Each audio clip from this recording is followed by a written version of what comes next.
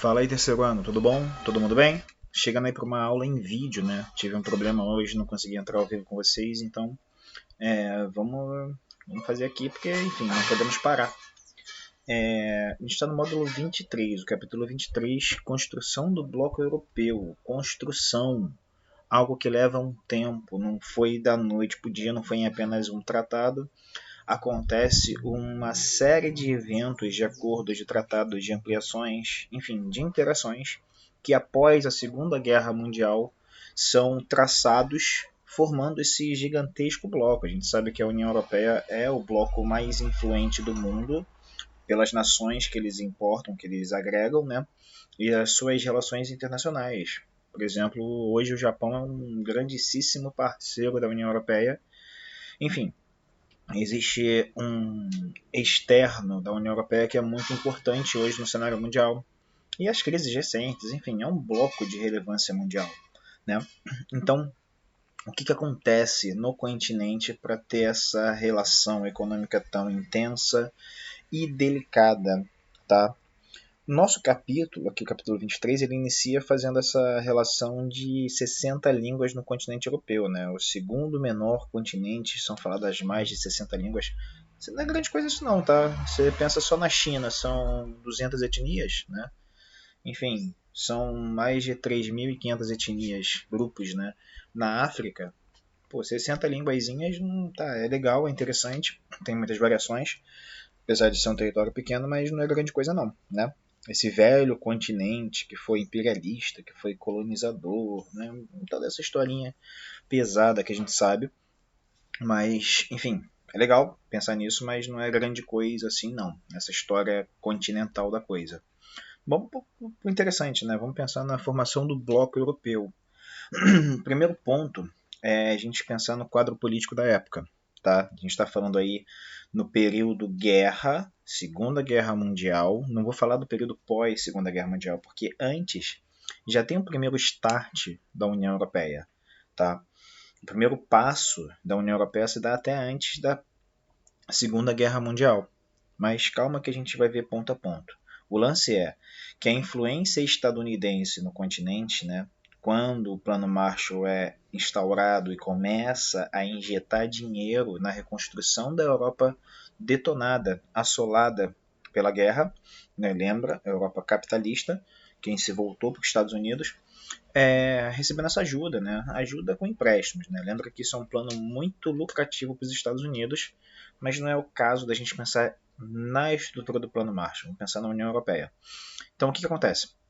Né, são bilhões e bilhões e bilhões de dólares entrando na Europa para restabelecer a produção industrial e o consumismo da população com empresas e capitais estadunidenses. Foi genial. Com isso, né, a área de influência americana está abrindo essa área na Europa. Em contrapartida, né, a Comecon está fazendo no leste europeu a mesma coisa, só que na versão comunista. Né?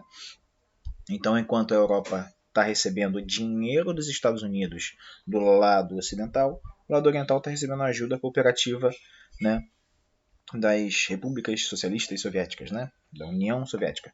Beleza, mas sabendo disso, né, que a intenção era atingir toda a Europa do Plano Marshall, a gente está pensando que os Estados Unidos queriam ampliar isso para todo o continente.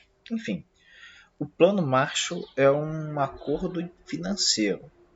Vamos pensar nos acordos políticos para formular essa União Europeia nos seus primeiros passos. Né? O livro traz aqui como primórdios da União Europeia. Legal, sim, os primórdios estão aqui, que é o que eu ia botar, né? Falar para vocês, mas não vamos focar só nisso.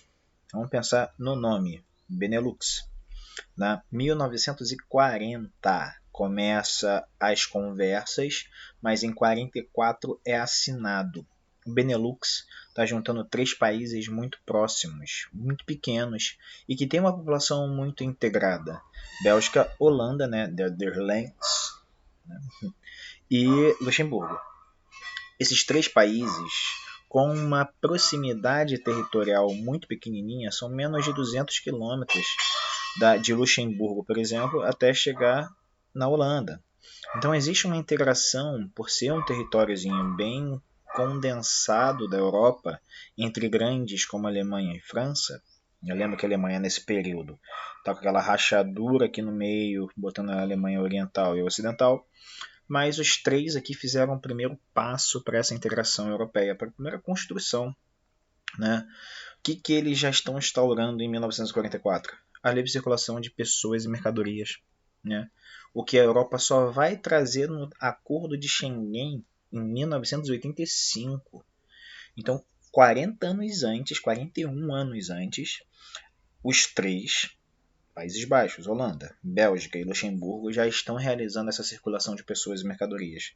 O que para os três foi muito bom, porque quando a gente avalia o território deles, existem áreas rurais que são integradas. Então, mercadorias rurais passaram a circular com mais facilidade, o que foi uma maravilha para o mercado local dos três países.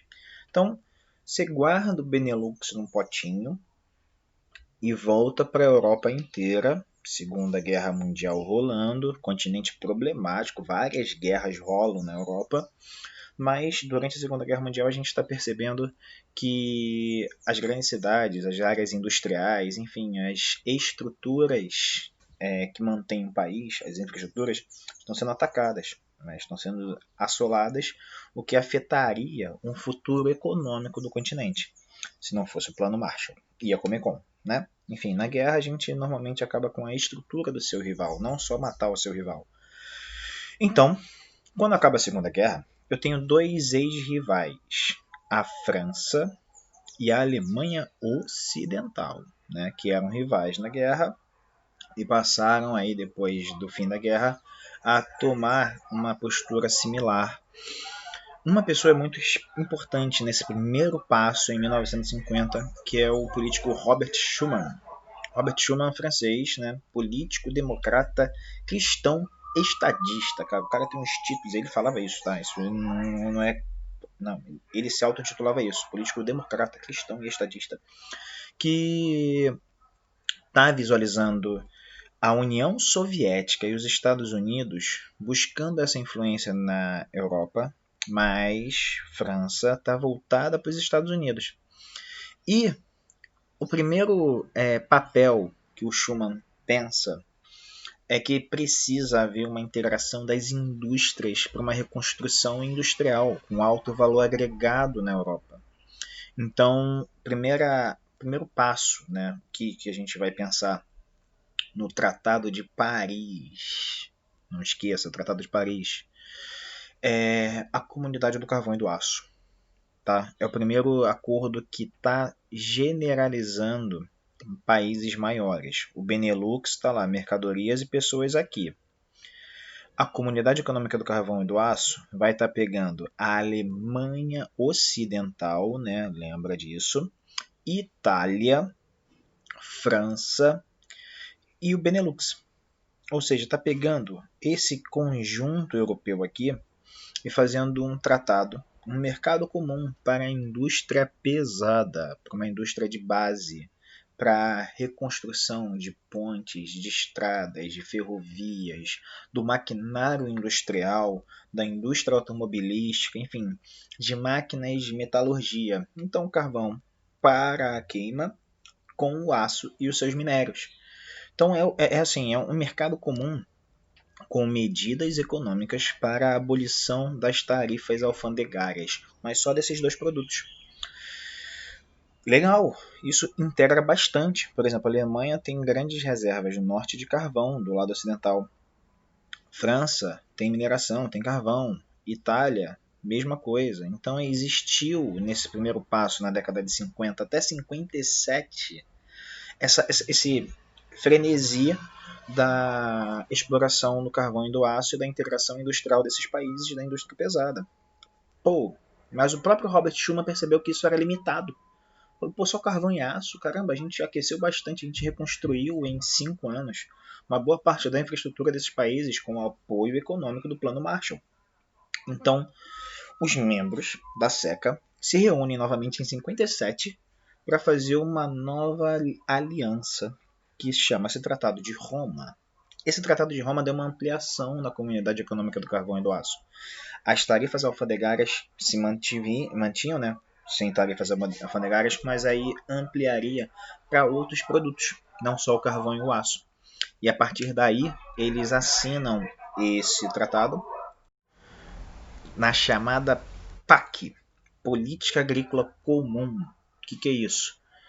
Além do carvão e do aço, todos os gêneros alimentícios e da produção rural também entrariam nesse acordo de abolição das tarifas alfandegárias.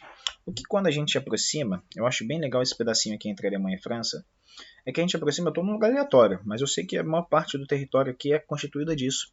Olha isso aqui, de um lado eu tenho a Alemanha, do outro lado eu tenho a França, e eu tenho campos agrícolas, na fronteira, sabe? É tão próximo, por exemplo, cidadezinha de Ultiweiler, sei lá como é que fala isso, e Epping, estão cada um no seu país. Antes do Tratado de Roma, os produtos desse espaço rural pagariam impostos por atravessar esta linhazinha, né? Ou deveriam pagar.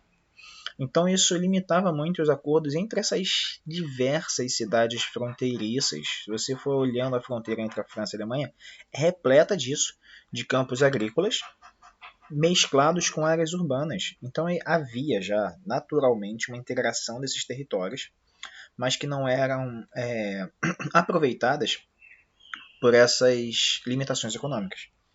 Então, PAC, Política Agrícola Comum, passou a integrar, né, esses países em 1957, com uma união aduaneira que só foi implementada em 68. Então passaram-se 10 anos do Tratado de Roma, vendo se isso daria certo, pensando em como estabelecer essa integração.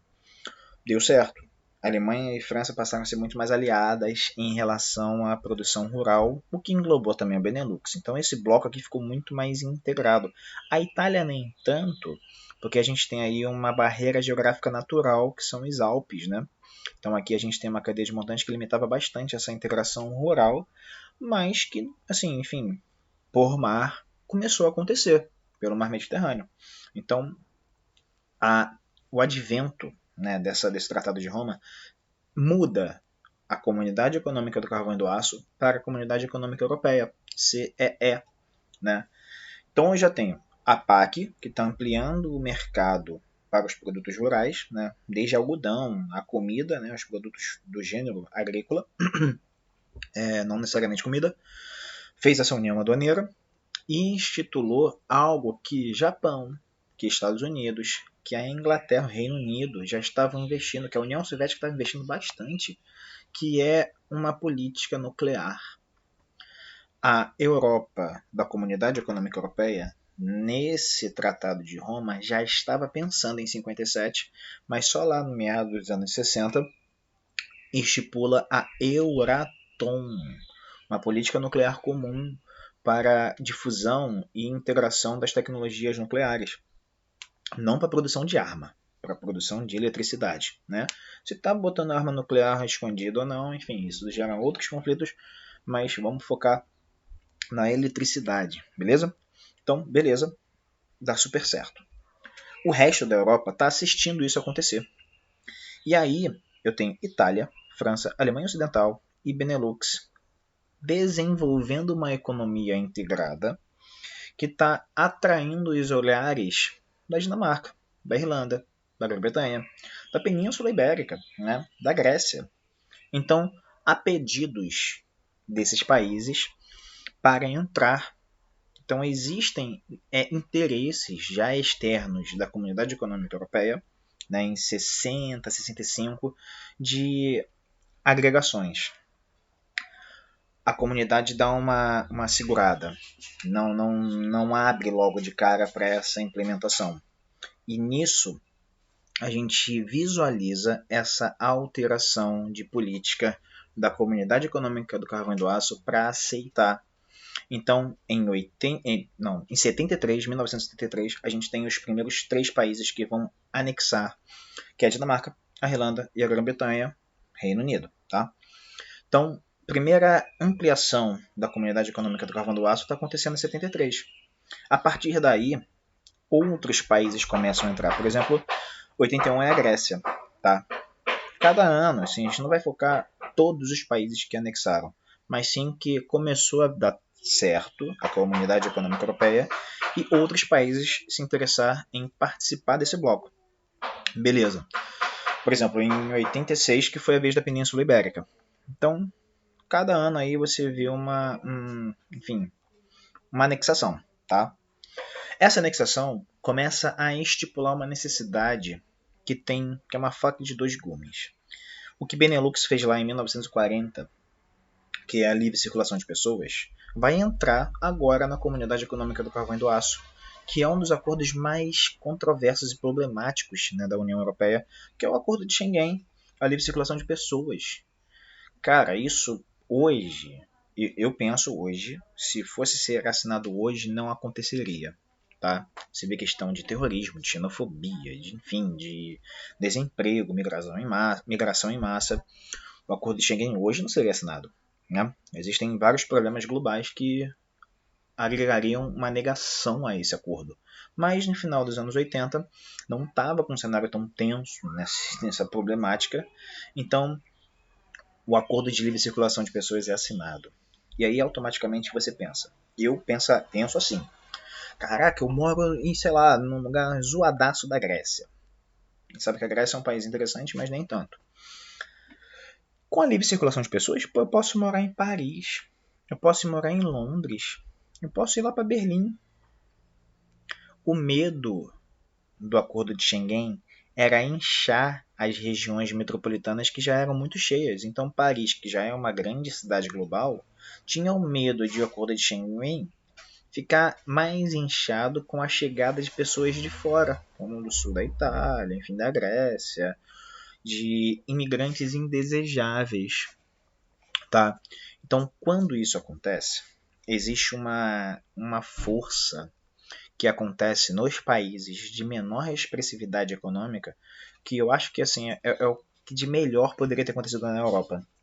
As nações são forçadas a melhorar a qualidade de vida nas cidadezinhas, né? Se eu pegar aqui no sul da França, o sul da França é lindo, né? Tem várias praias, hein?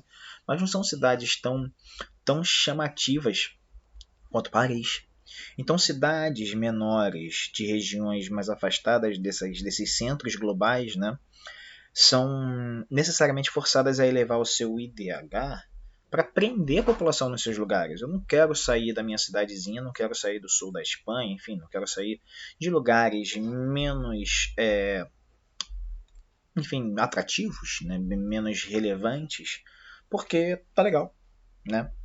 Isso foi muito bom para a Acordo de Schengen, porque ao mesmo tempo que você tinha um medo de esvaziar cidades e inchar outras, o que faria dessas cidades inchadas cidades problemáticas não acontece, né? Ou acontece muito pouco, tá?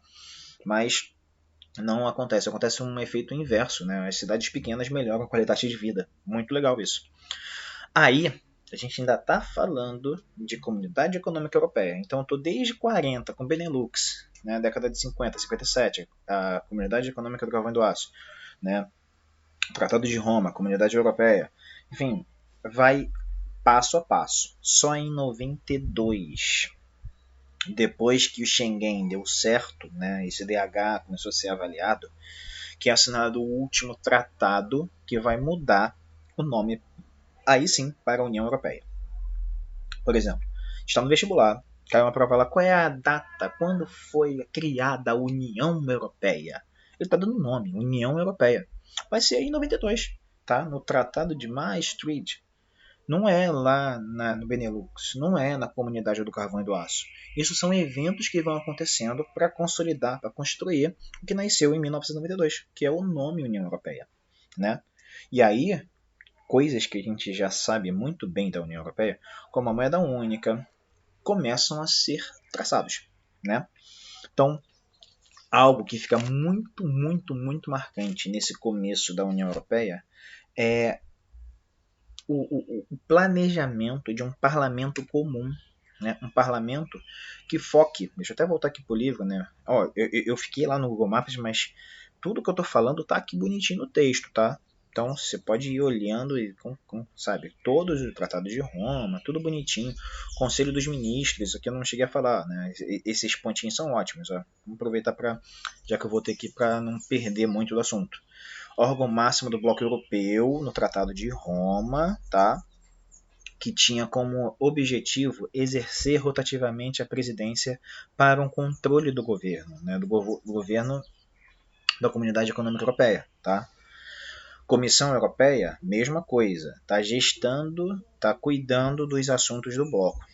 E o próprio Parlamento Europeu. Mas o Parlamento Europeu aqui não funciona muito bem. Ele só vai funcionar legal no Tratado de Maastricht. Tá? Então, você vai descendo o texto, vai falando bonitinho, passo a passo aí, até a criação da União Europeia. Tá? Tratado de Maastricht em 92. Beleza? A partir daí que o nome surge. Então, o que é legal? Por que eu voltei para cá? Reforçar a legitimidade da democracia das instituições econômicas, né? Enfim, das instituições políticas, sociais, civis, tá? Melhorar a eficácia dessas instituições, instaurar a união econômica e monetária, vamos fazer moeda única, uma vertente social da comunidade, ou seja, eu vou criar o cidadão europeu, né? E uma política externa comum, atrelada a um exército comum, centralizando políticas relacionadas à imigração. Quem vem de fora vai ter que ser, né, você vai ter que assinar o passaporte europeu.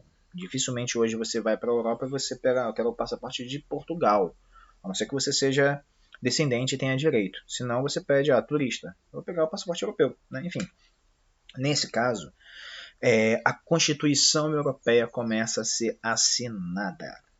Então, uma soberania compartilhada surge. Isso gera um problema, né? Porque o Parlamento Europeu tem vários sistemas legais. E um deles, cada parlamentar, a gente está falando de muita gente, são muitos parlamentares, são milhares de parlamentares. A última contagem que eu vi foram mais de 40 mil parlamentares em todos os países europeus que fazem parte da União Europeia, que estão atrelados à União Europeia. Então são parlamentares da União Europeia. Cada um tem uma verba de gabinete, né? Tem dinheirinho envolvido. E a cada lei estabelecida, sancionada, assinada, votada, o gabinete desse parlamentar também ganha uma verba. Então surgiram leis absurdas na União Europeia. Coisas como travesseiro. Você tem leis sobre como fabricar travesseiros. Tem uma lei que foi piada, né? Principalmente na Inglaterra, durante o Brexit. Já estou pulando na frente, né? Você não pode botar móveis com mais de 15 centímetros um do outro na sua casa. Eu estou do lado da minha mesinha de cabeceira, tá? 3 dedos da minha cama. Não pode. Teria que ser 15 centímetros. Enfim, cada lei dessa está estabelecendo uma constituição muito detalhada que está escondendo aí essa valorização do parlamentar que está ganhando em cima disso, né? Enfim, mas seguindo, vamos lá. Houve uma ampliação, né, com a adesão de novos países. Então, depois que o Tratado de Maastricht é assinado, surge o bloco, né, outros países começam a pedir para entrar. Nesse caso, a expansão recente da União Europeia juntou muitos paisezinhos. Esse mapa é ótimo para você visualizar esse período, né? 57 seca, 73 começa a primeira ampliação, 81 mais ampliações, 86 também, aqui a Península Ibérica, enfim, até 2013 com a entrada da Croácia. Tá? Alguns paísezinhos, a gente pega principalmente o caso da Turquia, vem pedindo há tempos para entrar na União Europeia, mas não vão entrar. Tá? Agora, Suíça, Noruega, isso aqui é Rússia, tá? Entre Lituânia e Polônia. É Rússia. Nesse caso, a gente tem que pensar no fim da União Soviética. Porque, 91, fim da União Europeia, 92, União Europeia surge. A União Soviética, o fim dela, liberou Estônia, Letônia, Lituânia, Polônia, República Tcheca, Eslováquia, Hungria, Romênia, Bulgária, do ser satélite, né? do satélite da União Soviética. Eles pediram para entrar na União Europeia em 94. Só em 2004 eles foram aceitos. Por quê? Para você ser membro da União Europeia, você precisa estabelecer alguns parâmetros. Você não pode ter déficit econômico, você tem que estar em superávit por pelo menos 10 anos. E é o que acontece nesses países. Eles entram por um tipo plano Marshall, né, uma ajuda internacional para uma reconstituição das suas economias pós-União Soviética. Então, há uma abertura econômica, investimentos estrangeiros começam a entrar, enfim, o capital começa a funcionar com um capitalismo novo, né, surgindo nesses países. E passam-se 10 anos até que a União Europeia fala, vocês agora merecem. Né? Então existe assim, uma demora quando você pede até você ser aceito. E aí, Turquia, por exemplo, está nessa negação. A última da Turquia, por exemplo, a Turquia ela está aqui, existe aqui um canalzinho em Istambul, e esse pequeno, deixa eu botar no Google Maps, né, melhor, aqui, Turquia, Oriente Médio. Você olha aqui, isso aqui é o Oriente Médio, né? Turquia tem um pezinho na Europa, que é esse território aqui. Esse território, a oeste de Istambul, está no que a gente chama de Europa. Aqui, Bulgária, Romênia, tá lá a Europa. Mas o resto não. Então existe um estreitozinho, um istmo, né, onde tem Istambul, onde explodiu lá aquela bomba esquisita lá, né, naquele acidente. Tá aqui. A Turquia sempre pede para entrar na União Europeia. Vem pedido desde o começo dos anos 90, mas não entra porque países como França, Alemanha e o Reino Unido, antes da sua saída, Itália também, não querem o que a Turquia pode oferecer, a entrada através do acordo de Schengen da população muçulmana, população islâmica, porque nela estão atrelados grupos terroristas. Então existe um medo da Turquia ser uma porta de entrada para livremente, né, esses grupos terroristas acessarem com mais facilidade a Europa. Tanto é que no Parlamento Europeu, para um país ser aceito, não pode ter negações. Então, por muito tempo, a Alemanha, a França e Reino Unido estavam negando. Não quero, não quero a Turquia. Os plebiscitos dentro do Parlamento Europeu. Já que isso não rolou, a Turquia ela começou a pedir intervenção da ONU para que a União Europeia aceite. Na última votação disso, França, Alemanha e Reino Unido disseram sim, já que a ONU estava perturbando. Quem disse não? Chipre. Chipre já está na União Europeia. Chipre disse não. Era uma ilhazinha no sul da Turquia. Outro que disse não, Grécia. E aí existe uma suspeita, né? Isso não é provado, que houve um suborno para a Grécia e para o Chipre disserem não para o acesso à Turquia. E para ficar bonito na história, Alemanha, França e Reino Unido disseram sim. Falaram, agora a gente deixa. Poxa, mas agora que a gente deixou, o Chipre não deixou. Né? Bem controverso. Enfim, falar um pouquinho rápido para a gente fechar, porque o vídeo já está longo. Vocês não aguentam mais me ouvir. É as dificuldades recentes. Tá?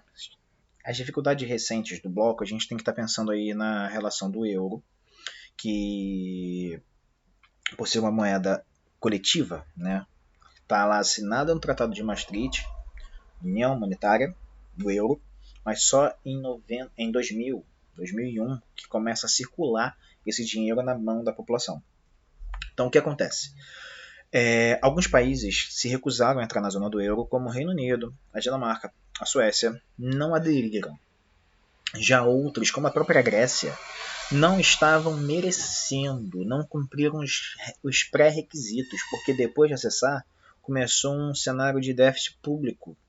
A previdência da Grécia, a gente sabe que a Grécia teve um problema muito sério nos últimos anos com a previdência, né, com o pagamento das aposentadorias, o que gerou um déficit público muito grande. Então, também estava suspenso da zona do euro. Isso, né, o papel do euro como uma moeda, uma união monetária do continente, do bloco, gerou alguns problemas que são chamados hoje de PIIGs. Está falando de Grécia, dos países ibéricos, da União Ibérica, Itália, Irlanda, tá? Que apresentaram uma grande deficiência econômica após e durante a bolha imobiliária dos Estados Unidos em 2008, que gerou um problema em cadeia na Europa, porque muitos investidores do Plano Marshall fugiram da Europa para restabelecer suas economias dentro dos Estados Unidos. Então, por exemplo, Itália tinha uma parcela das vinícolas italianas com investimento estrangeiro, externo.